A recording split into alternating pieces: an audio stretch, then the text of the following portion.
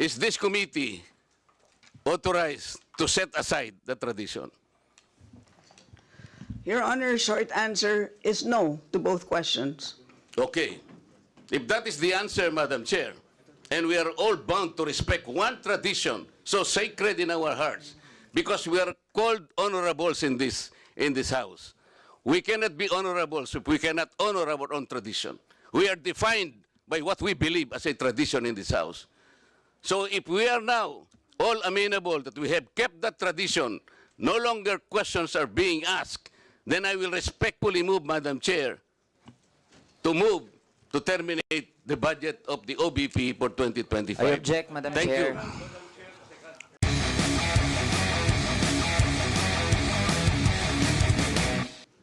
I would like to inform the body that we are in receipt of a letter dated 10 September 2024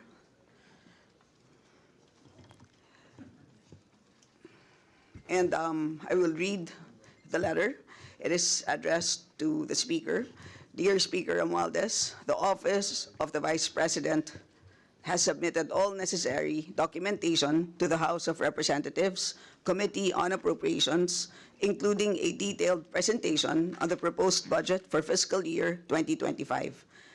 I have also articulated my position on the issues outlined in my opening statement during the previous hearing on 27 August 2024. We defer entirely to the discretion and judgment of the committee regarding our budget proposal for the coming year. Very truly yours, Sara Z. Duterte.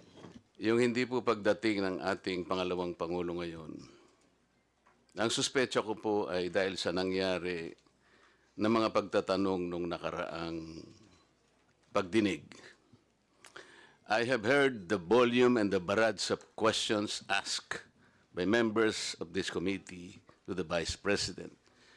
Despite the fact, Madam Chair, I heard her several times saying, I forgo the opportunity of defending the OBP budget for 2025 by question and answer, and I leave it to the House of Representatives to decide on such proposal as presented.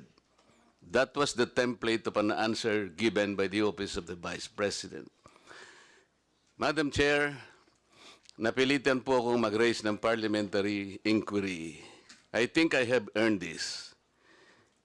If I survive my term up to next year, I would have survived also, or I would have completed 18 years in this institution.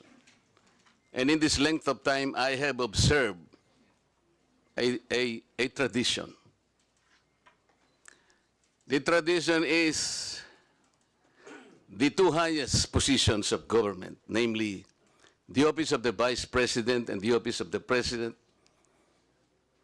are not traditionally subjected to questions. I have observed this for so long a time. May I refresh the memory of the members of this committee, Madam Chair. In 2022, the Minority Leader, Honorable Libanan, citing courtesy to the Office of the Vice President, took only about 13 minutes to move for the termination of the budget of the Vice President. And after that, the Majority Leader seconded the motion. That was 2022, Madam Chair. Then 2023, no less than the presidential son, our own senior deputy majority leader, the Honorable Sandro Marcos, stood up and invoked the long-honored tradition of according courtesy to the OBP, the Office of the Vice President.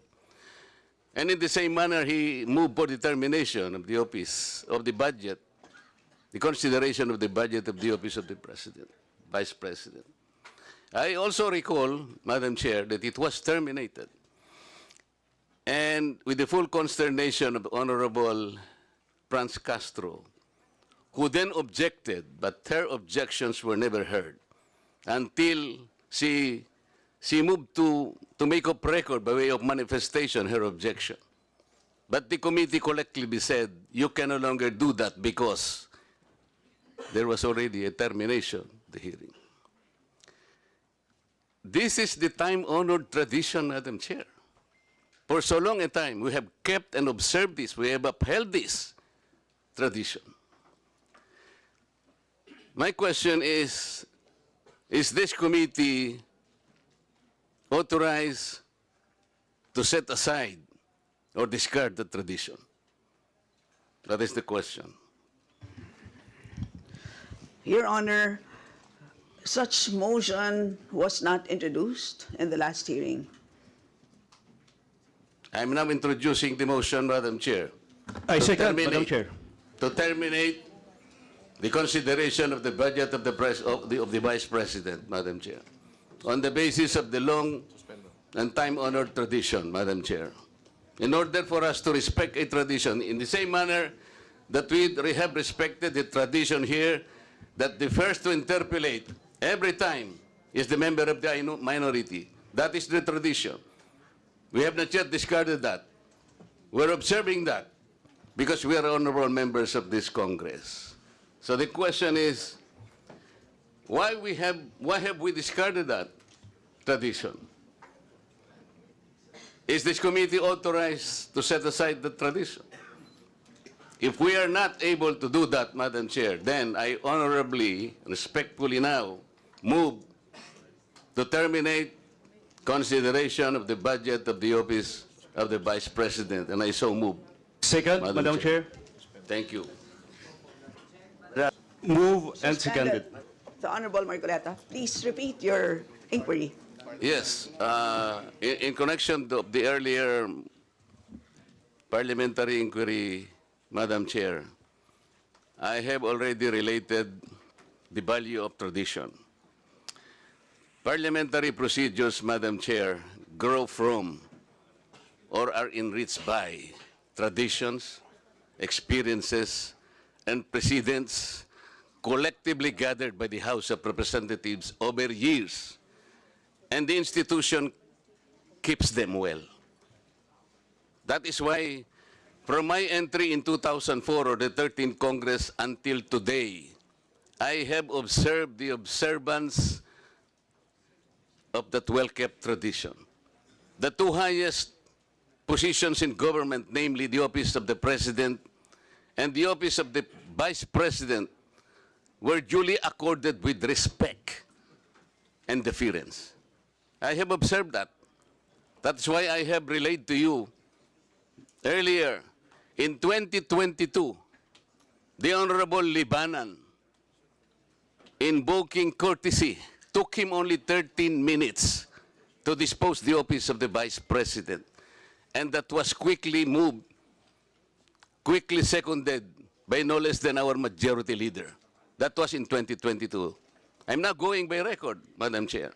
2023, I said, no less than the presidential son, our own senior deputy majority leader, stood up and said that in line with the time-honored tradition of according courtesy to the office of the Vice President, I move to terminate the budget briefing of the OBP.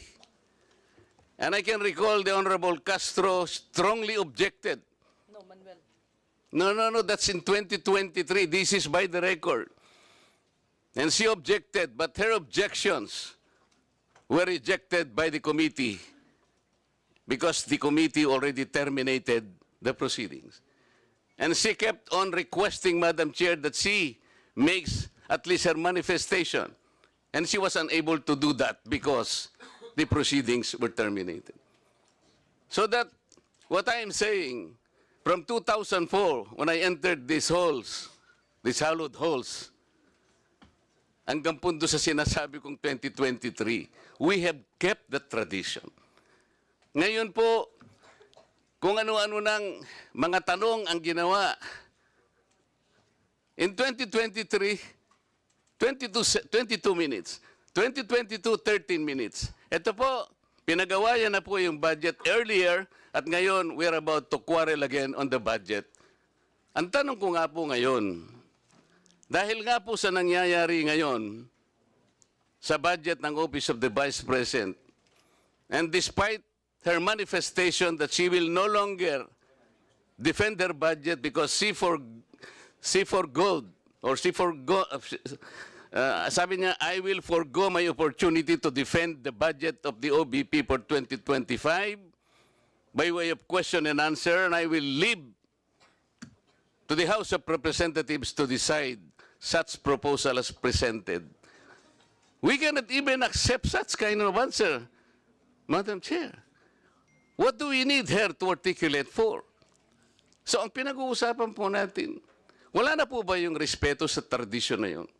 Kagaya po ng binabanggit ko, every time mag-i-interpellate po dito, Madam Chair, because of that tradition, it's always the member of the minority who will start the interpellation because we have kept that tradition. Ang dami po. Ang dami ko pang sasabihin sa inyo, haba lang tayo. So the question is, when we did that to the Vice President earlier, now we're doing it now, are we now setting aside this tradition? That's number one question. Number two, is this committee authorized to set aside the tradition? Your Honor, short answer is no to both questions. Okay.